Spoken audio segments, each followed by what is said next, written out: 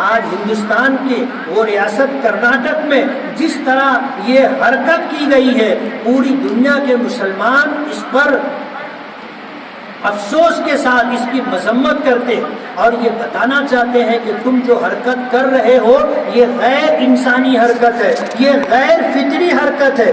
دوسروں کی بہن بیٹیوں کے ساتھ اس طرح کا سلوک کرنا کہیں بھی کبھی بھی پسند نہیں کیا گیا۔ کوئی غیرت مند شخص اور کوئی ایسا شخص جو دیوس نہ ہو، یعنی عورتوں کی ناجائز کمائی کھانا پسند نہ کرتا ہو، کبھی بھی وہ اس بات کو گوارا نہیں کرے گا۔ ہماری اس بیٹی کو مسکان خان، جس نے کرناٹک کے اندر ہمت اور جرأت کے ساتھ سینکڑوں مردوں کے درمیان حجاب کے ساتھ جا کر کے اس نے ہمت اور جرأت کا مظاہرہ کیا اور ان کے نعرے بازی کے جواب میں اس نے کہا اللہ اکبر اللہ اکبر، ہم اس کی ہمت اور جرأت کو سلام کرتے ہیں۔ جمعیت علماء جس کے زیر اہتمام آج یہ پروگرام ہو رہا ہے، اسی جمعیت کے ایک دھڑے کے صدر محترم مولانا محمود مدنی دامت برکاتہم نے 5 لاکھ روپئے کا اس بیٹی اور بچی کے لیے انعام کا اعلان کیا۔ اس کو کس نظر سے دیکھا جائے گا ہم اسے نہیں سمجھ سکتے، لیکن ہم یہ بتانا چاہتے ہیں کہ ہمت اور جرأت کے ساتھ اگر کوئی ملک کے قانون کے دائرے میں رہ کر کے اپنی شریعت کی پاسداری کرتے ہوئے اپنی آبرو اپنی عزت کی حفاظت کے لیے اگر اس طرح جرأت اور ہمت کے ساتھ کام کرتی ہے تو ہم اس کی ہمت اور جرأت کی داد دیں گے، ہم اس کی حوصلہ افزائی کریں گے، ہم اس کی ہمت کو بڑھائیں گے، اسی کے لیے اس کو انعامات دیے جا رہے ہیں۔ ظاہر بات ہے یہ اس کا فطری حق ہے، یہ اس کا قانونی حق ہے، یہ اس کا شرعی اور دھارمک حق ہے کہ وہ اپنی عزت اور اپنی آبرو کی حفاظت کے لیے جس طرح حجاب کے ساتھ پردے کے ساتھ زندگی گزارنا چاہے وہ زندگی گزار سکتی ہے۔ تو پردہ کرنا اور اسی طرح حجاب کے ساتھ رہنا ہر مذہب میں موجود ہے، اور کوئی بھی غیرت مند اپنی بہنوں بیٹیوں کے تئیں وہ یہ سوچ بھی نہیں سکتا کہ وہ پرائے مردوں کی ہوسناک نگاہوں کا نشانہ بنے یا پرائے مردوں کے لیے کھلونا بنے، کوئی اس کو برداشت نہیں کرتا، اور یہ ہر عورت کا فطری حق ہے۔ بنانے والے نے، اس بچی کو پیدا کرنے والے نے فطری طور پر اس کے دل میں، اس کی طبیعت میں، اس کی فطرت میں شرم و حیا کا مادہ رکھا ہے، اس کو باقی رکھنے کی، اس کو بڑھانے کی ہر ممکن کوشش کرنی چاہیے۔ نبی کریم صلی اللہ علیہ وسلم کی ازواج مطہرات میں غالباً ام حبیبہ رضی اللہ تعالی عنہا ہے، حضور کے پاس بیٹھی ہوئی تھی، کچھ اور آپ کی بیویاں موجود تھیں۔ ایک نابینا صحابی آئے عبداللہ ابن ام مکتوم رضی اللہ تعالیٰ، وہ آئے، آ کر نبی کریم صلی اللہ علیہ وسلم کے پاس بیٹھ گئے۔ نابینا تھے، ان کو دکھائی نہیں دیتا تھا، تو ازواج مطہرات وہاں بیٹھی رہی، انہوں نے اپنا چہرہ نہیں ڈھانکا، وہاں سے اٹھ کر کے علیحدہ نہیں ہوئی۔ نبی کریم صلی اللہ علیہ وسلم کا چہرہ مبارک غصے کی وجہ سے سرخ ہو گیا، اور جب وہ صحابی اٹھ کر کے گئے تو آپ نے اپنی ناراضگی کا اظہار کیا، تو ازواج مطہرات میں غالباً ام حبیبہ رضی اللہ تعالی عنہا نے فرمایا کہ اللہ کے رسول وہ تو نابینا تھے، وہ تو اندھے تھے، ان کو دکھائی نہیں دے رہا تھا، اگر ان کے سامنے ہم نے اگر اپنے چہرے کو نہیں ڈھانکا تو کیا ہوا؟ حضور پاک صلی اللہ علیہ وسلم نے ایک تاریخ ساز جواب دیا، یاد رکھنے والا جواب دیا کہ وہ نابینا تھے، تم تو نابینا نہیں تھے نا، ان کو نہیں دکھائی دیتا تھا، تم کو تو دکھائی دیتا تھا نا۔ بلا ضرورت ہماری مائیں اور بہنیں پرائے مردوں کو نہ دیکھیں، اور ہمارا دین دین فطرت ہے۔ دین فطرت کا مطلب یہ ہے کہ ضرورت کے موقع پر اس میں گنجائش موجود ہے، ہر عورت کے لیے یکساں حکم نہیں ہے۔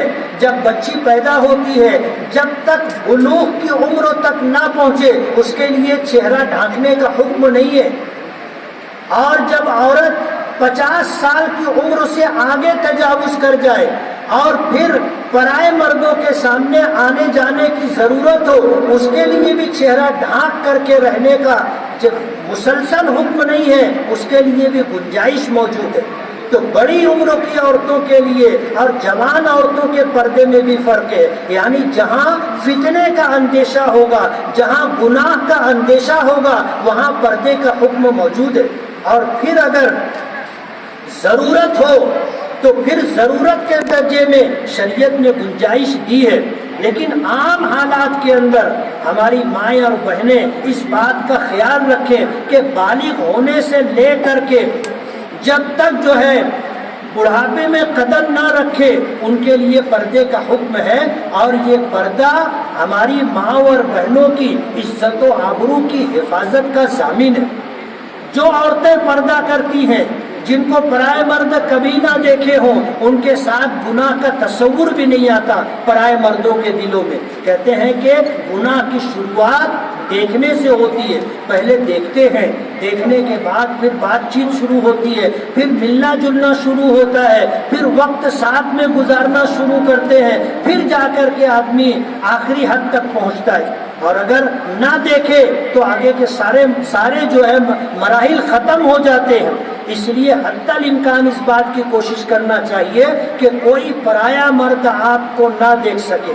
ہم نے دیکھا ہے ایسی خواتین کو بھی جو اپنا دھویا ہوا کپڑا بھی ایسے مقام پر سوکھنے کے لیے ڈالنا پسند نہیں کرتی تھی جہاں پرائے مردوں کی نظر پڑتی.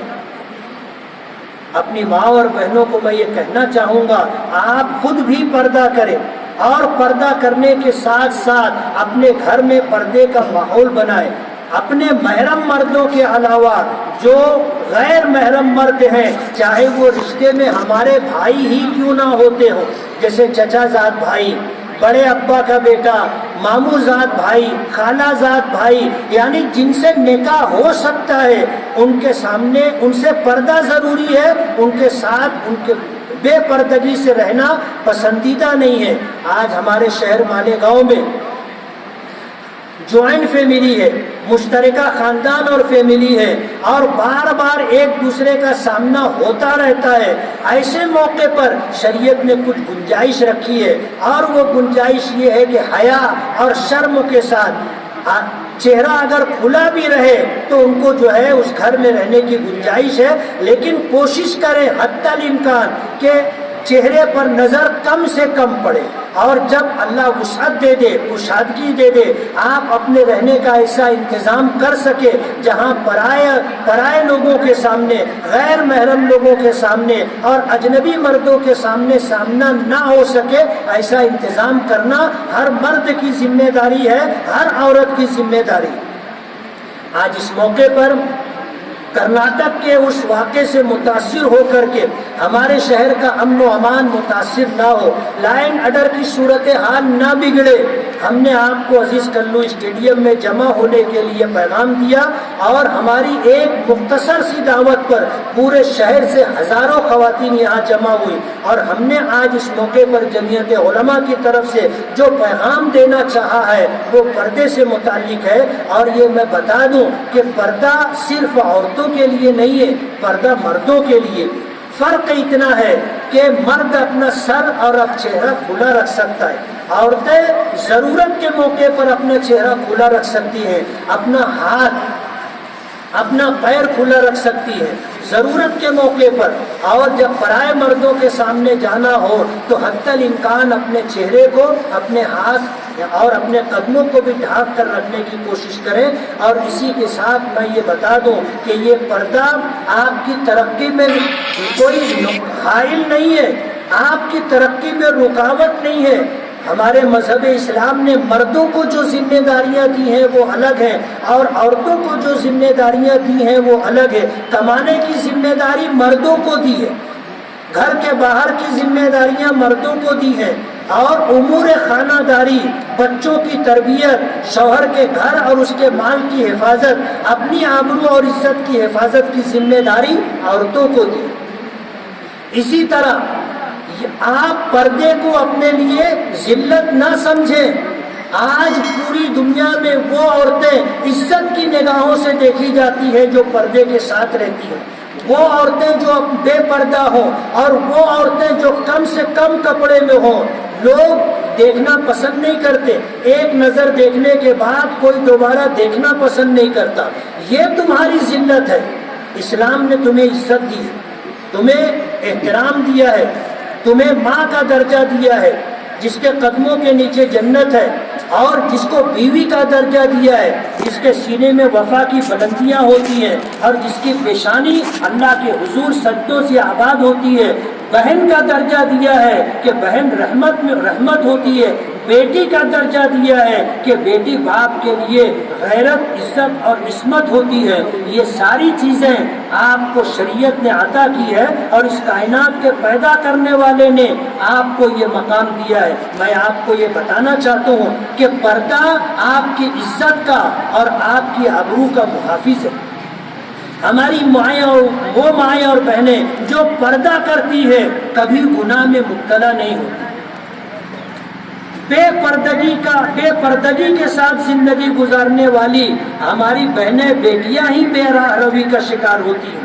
اس لیے ہم بچپن سے اپنے گھروں میں غیرت کا اور اپنی عزت و آبرو کی حفاظت کا ماحول بنائیں۔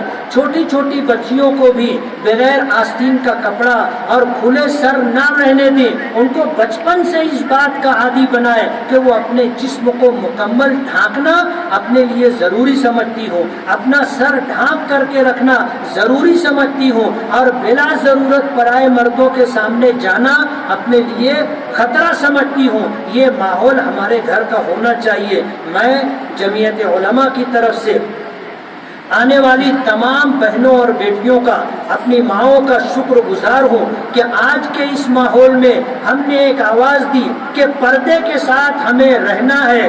آج پردے کا مظاہرہ کرتے ہوئے تمام ہماری بہنیں، بیٹیاں، مائیں برقع پہن کر پردے کے ساتھ آئی ہیں۔ کل کا دن یوم حجاب کے طور پر جمعیت علماء نے منانے کا حکم دیا ہے۔ ہم یہ کہیں گے کہ پورے شہر کے اندر کوئی ماں، بہن، بیٹی، کسی کی بیوی بے پردہ نہ رہے، بغیر برقعے کے کہیں آنا جانا نہ رکھے۔ یہ پیغام ہم دینا چاہتے ہیں کہ یہ یوم حجاب مکمل کامیاب ہونا چاہیے۔ ہمارا شہر مالیگاؤں ایک تحریکی شہر ہے، اور ہماری ریاست مہاراشٹر ہی کے لیے نہیں، پورے ہندوستان کے لیے بلکہ دنیا کے دور دراز ملکوں کے لیے اپنی مثال رکھتا ہے۔ یہاں سے جو آواز اٹھتی ہے وہ سدا بسیرا نہیں بلکہ ایک اثردار حیثیت رکھتی ہے، اور دور دراز تک مالیگاؤں کی آواز کو سنا جاتا ہے، مانا جاتا ہے، قبول کیا جاتا ہے، اس پر عمل کرنے کی کوشش کی جاتی ہے۔ میں دوبارہ جمعیت علماء کی طرف سے آپ سبھی حضرات کا شکر گزار ہوں کہ دور دراز سے پیدل چل کر کے رکشے پر آ کر کے آپ نے اس میدان کو بھر دیا ہے، اور دھوپ کی شدت کے ساتھ آپ میدان میں بیٹھی ہوئی ہیں۔ اس سے اندازہ ہوتا ہے کہ ہماری ماں اور بہنوں کو اپنی عزت و آبرو کا، اپنی تہذیب و کلچر کا، ملک کے دستور و سنویدھان کا اور اپنی شریعت کے احکام کا